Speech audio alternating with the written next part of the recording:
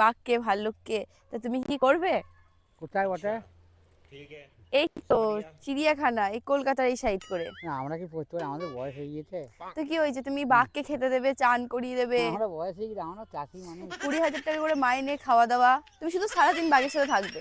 বুঝেছি, কিন্তু আমাদের উদ্যম জায়গা আছে, যাক দিয়ে ভাগ বুঝি করি।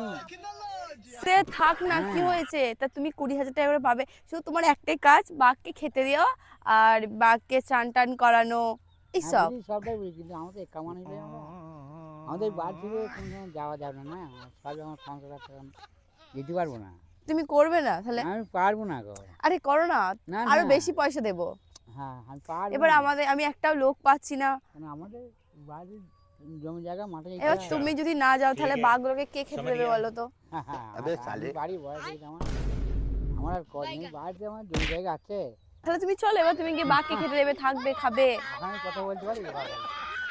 কেন, তুমি বাঘ ভয় লাগছে বলে নাকি?